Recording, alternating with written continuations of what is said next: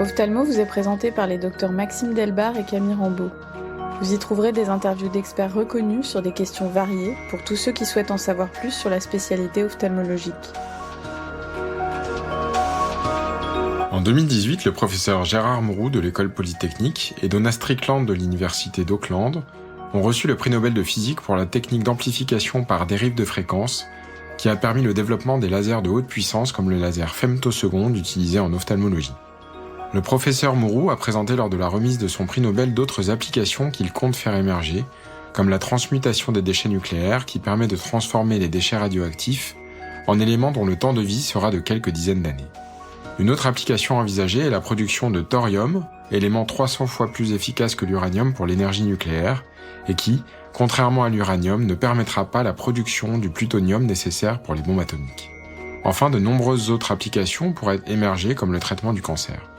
Nous nous intéressons dans ces entretiens en 3 parties avec le professeur Dan Reinstein à la chirurgie réfractive cornéenne au laser femtoseconde par extraction lenticulaire. Nous publierons un épisode chaque semaine de ce grand format du podcast Ophtalmo sur le smile. Nous sommes très honorés d'accueillir le professeur Dan Reinstein, qui est fondateur et directeur médical de la London Vision Clinic. Il est également professeur d'ophtalmologie à l'Université Columbia à New York et au Centre hospitalier national d'ophtalmologie des 15-20 à Paris. Le professeur Einstein est membre du comité de rédaction de nombreuses revues, dont le Journal of Refractive Surgery. Il a publié plus de 200 articles scientifiques. Nous précisons à nos auditeurs avant de débuter cet épisode que le professeur Einstein est consultant pour la société Zeiss. Bonjour professeur Einstein et merci. Bonjour. Alors professeur Einstein, quels sont les avantages et les inconvénients du smile ? D'abord, il faut préciser que le smile, ce n'est pas une nouvelle technique. Je pense que on est à peu près 8 millions de procédures déjà faites. Donc c'est peut-être nouveau pour quelques chirurgiens, mais ça fait plus de 10 ans et plus de 500 publications. Donc c'est vraiment une procédure qui est déjà carrément établie comme une voie pour corriger la myopie. En général, en parlant des avantages, eh bien, il faut aussi dire que il n'y a pas une procédure qui a tous les avantages. Et c'est-à-dire, dire que Smile, c'est mieux que LASIK, c'est mieux que PRK, c'est pas intelligent. Parce qu'en fait, chaque procédure peut être la meilleure option, cependant, l'œil du patient, la situation du patient et voilà, tout ça. Donc, quand on choisit Smile, c'est pour les avantages que ça offre que on peut pas atteindre avec LASIK, avec PRK, avec un ICL. C'est-à-dire, il est minimally invasive, C'est du keyhole surgery. Bien sûr, les résultats sont excellents, mais on arrive à des excellents résultats avec les autres procédures aussi. Je crois qu'on peut dire que la sécheresse de l'œil, les symptômes de sécheresse sont moins avec Smile que avec les autres procédures. On sait que la biomécanique change moins avec le Smile. Ça, tout seul, n'est pas un avantage. L'avantage du fait que la biomécanique change moins fait que on peut traiter avec des zones optiques beaucoup plus larges et donc avoir meilleur contrôle de l'aberration sphérique et donc avoir meilleur contraste et meilleure qualité de vision pour les hautes myopies en comparaison à LASIK ou PRK.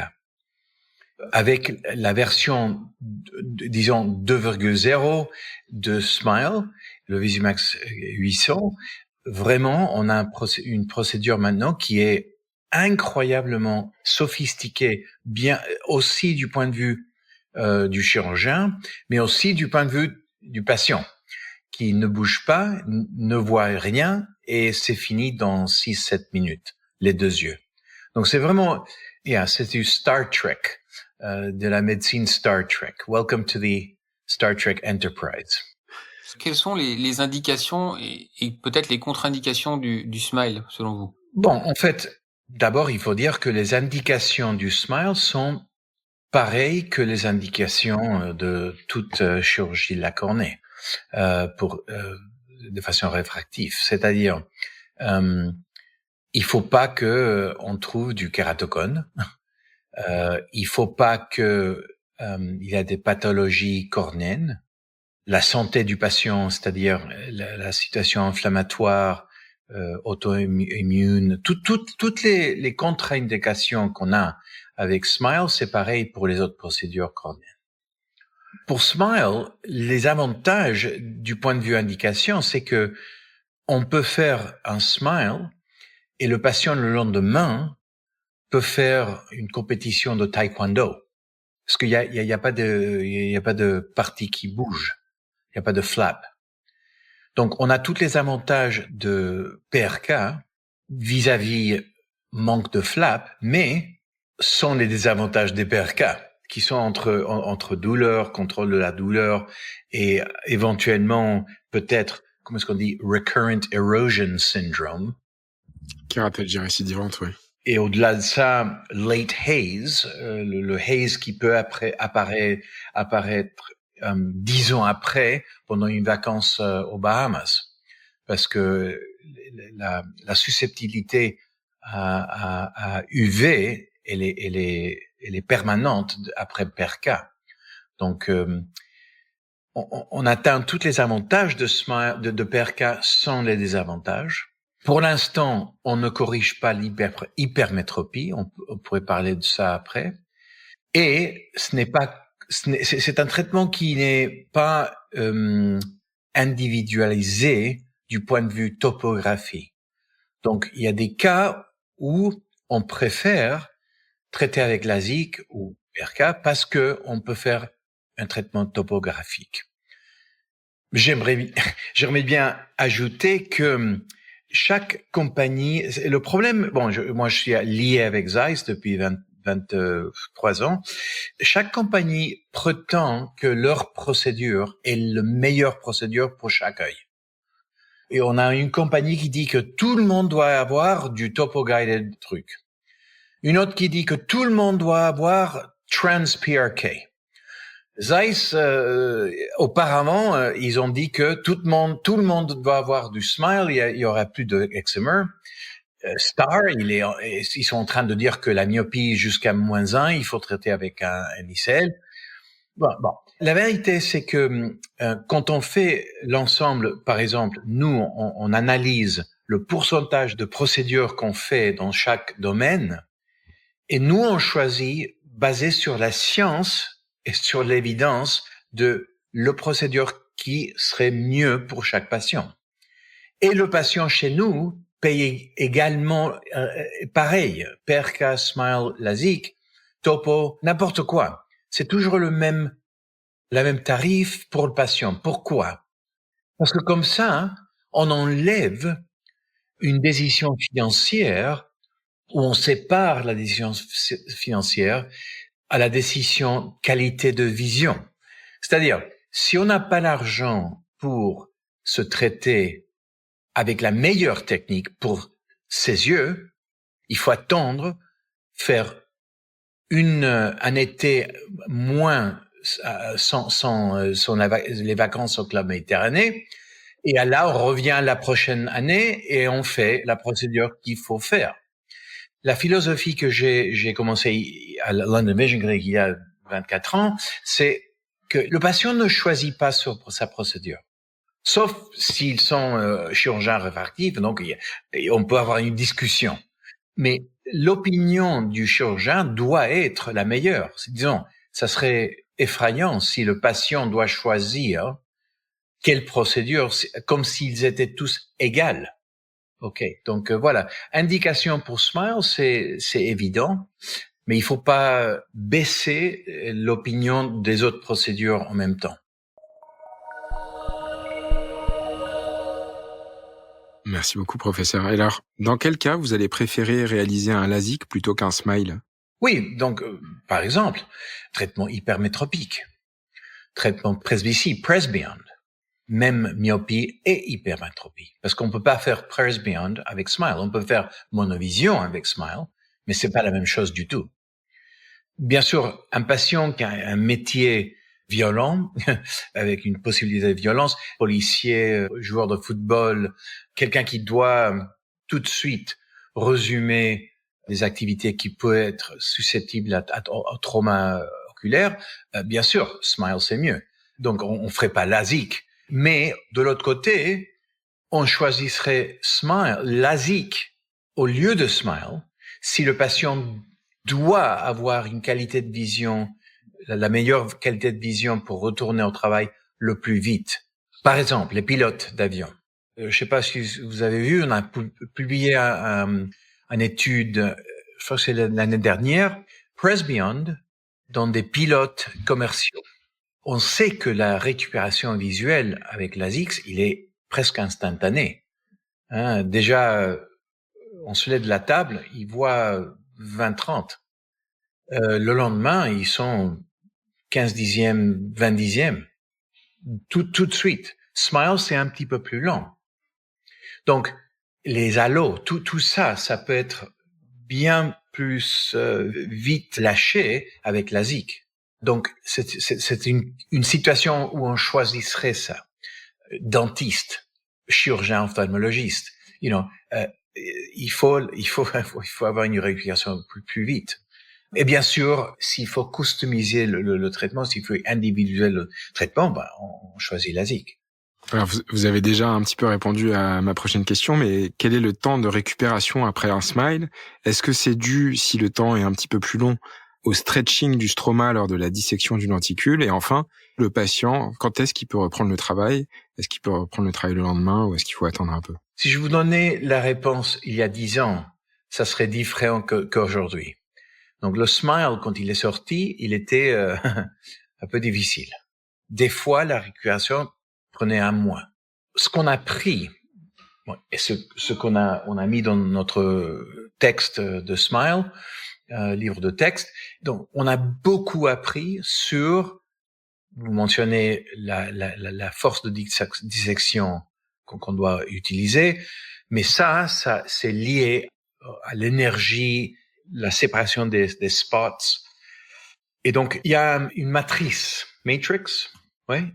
une matrice de variables qu'il faut supérer, il faut dominer en tant que chirurgien de Smile. Et c'est un processus actif, c'est-à-dire pendant le premier œil d'un patient, je suis en train d'analyser la qualité des coupes. Je peux faire une décision de changer quelque chose avec les settings d'énergie pour le deuxième œil. Et bien sûr, on opère toujours l'œil non dominant parce que comme ça, on protège l'œil dominant pour un ajustement qu'on voulait faire.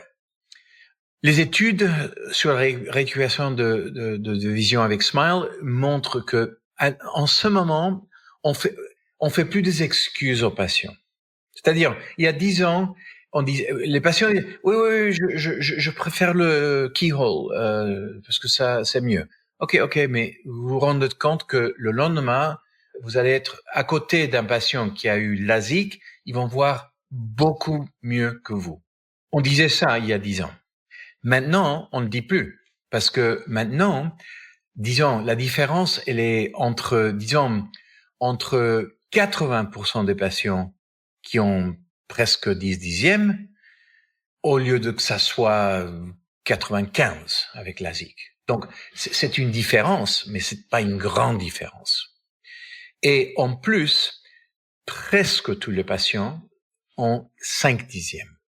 Donc, on peut dire aux patients, le lendemain, ça va pas être totalement clair, mais la plupart des gens peuvent conduire le lendemain, peuvent aller au travail.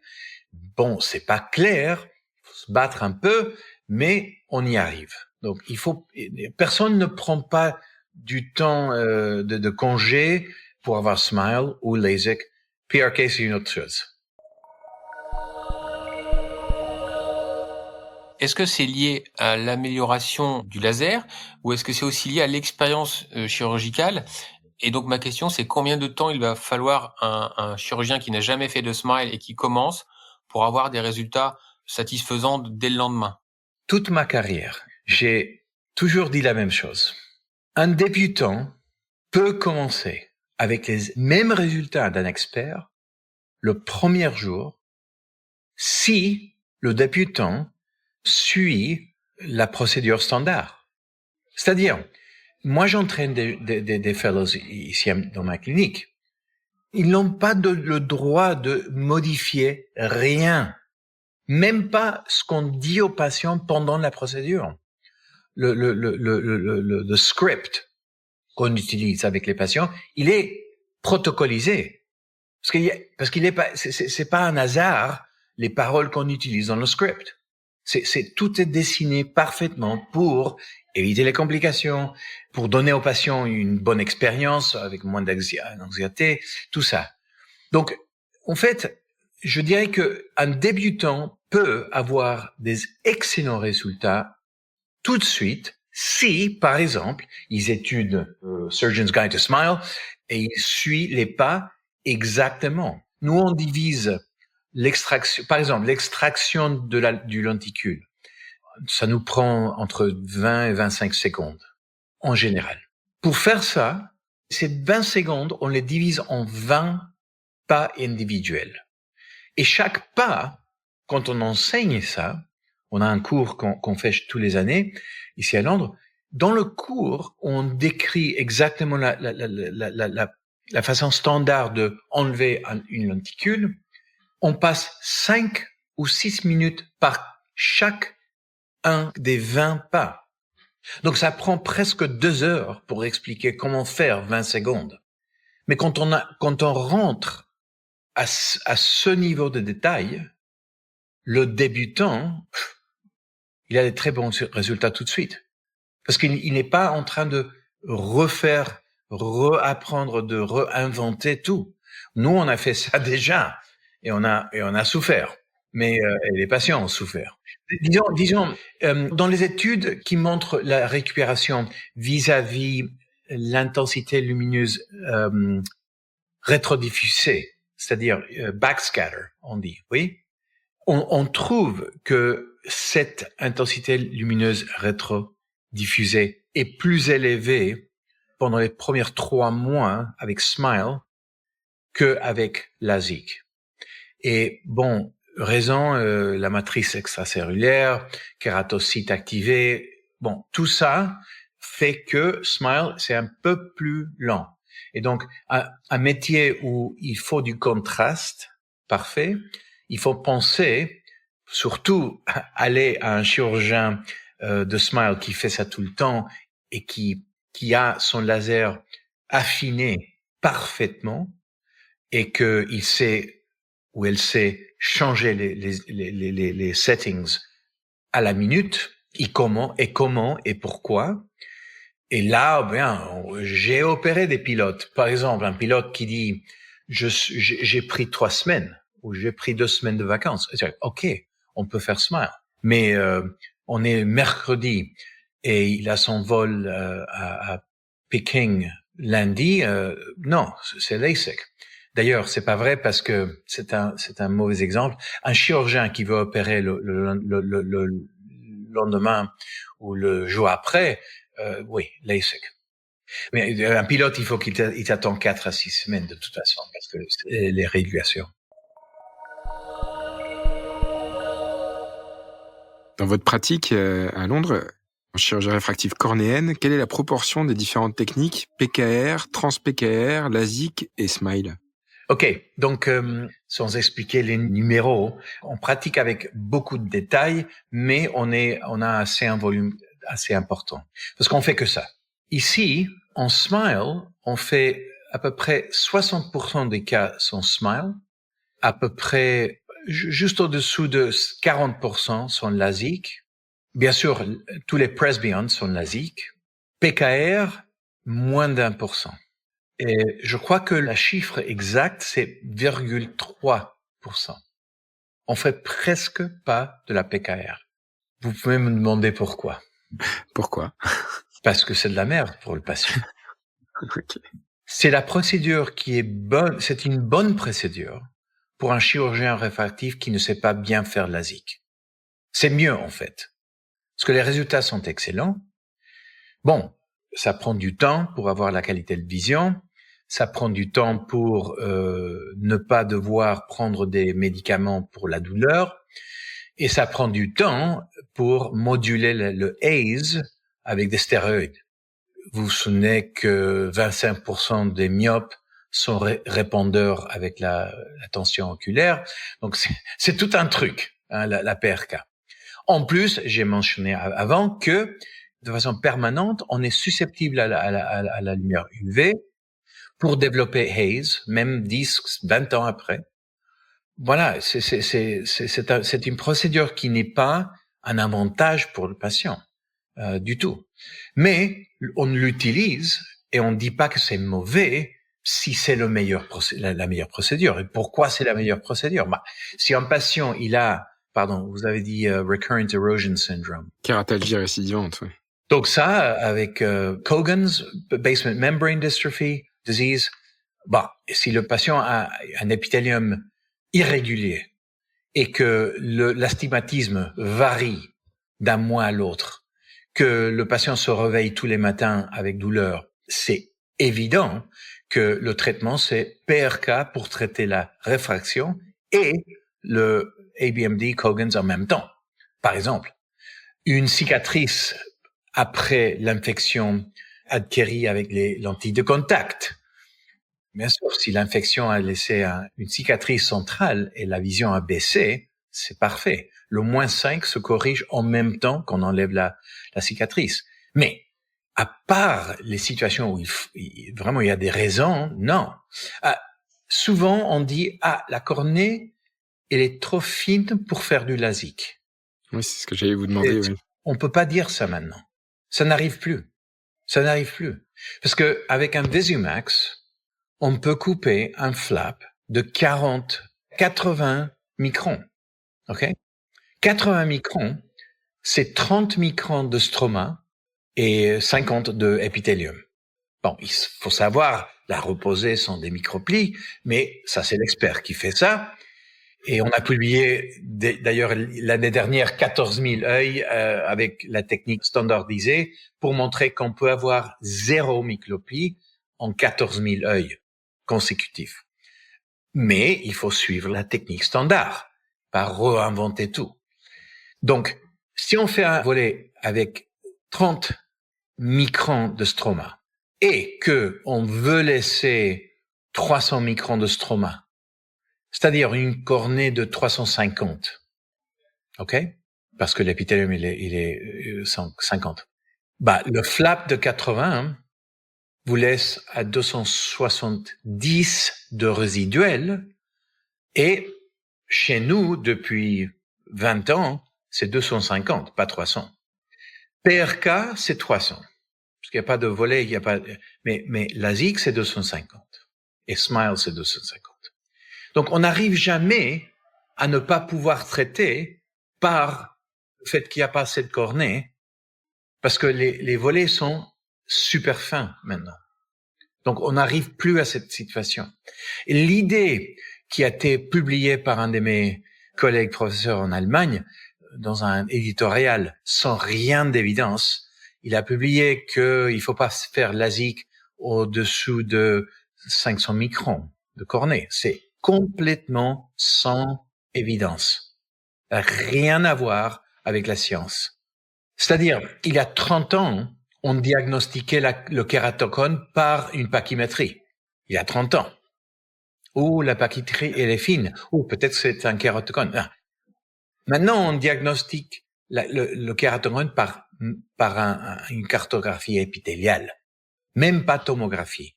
La cartographie épithéliale est beaucoup plus sensible à trouver un kératocone qu'on ne peut même pas voir avec la topographie ou tomographie.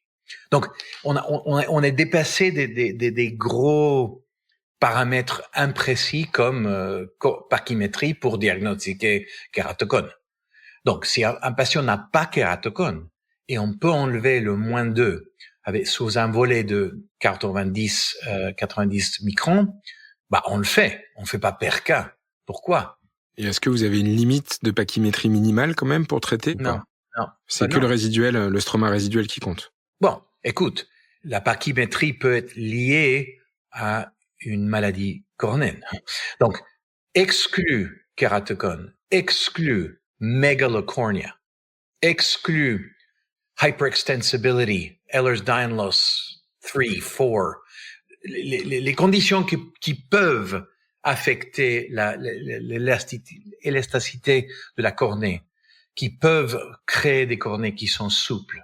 D'ailleurs, comme Renato Ambrosio dit, il faut qu'on diagnostique une cornée préopératoire d'une façon multimodale. Épithélium, topographie, tomographie, biomécanique, tout ensemble pour voir qui peut s'opérer. Donc, mettre des limites de pachymétrie, ça a à voir avec la réfraction. On peut pas traiter à moins 10 dans une cornée de 460, mais on peut traiter à moins 1,5 facilement par LASIK, par SMILE, c'est bien. S'il n'y a pas de maladie cornéenne, et on a fait le screening. Et si le patient est très jeune et la biomécanique elle est un peu, on n'est pas sûr, on ne perd pas. Parce que la chirurgie réfractive, c'est pas une appendicectomie. Hein, on le fait, c'est un choix. J'ai opéré 35 000 œils en ce moment. Et j'ai rejeté beaucoup d'œils. J'ai dit non, il faut attendre. Revenez dans 2 ans. Et ça m'a pas manqué. Nous retrouverons très prochainement le professeur Dan Renstein pour la deuxième partie de cet épisode consacré à la chirurgie lenticulaire. Ophtalmo est disponible sur toutes les plateformes d'écoute. Si l'épisode vous a plu, laissez-nous un avis et partagez-le.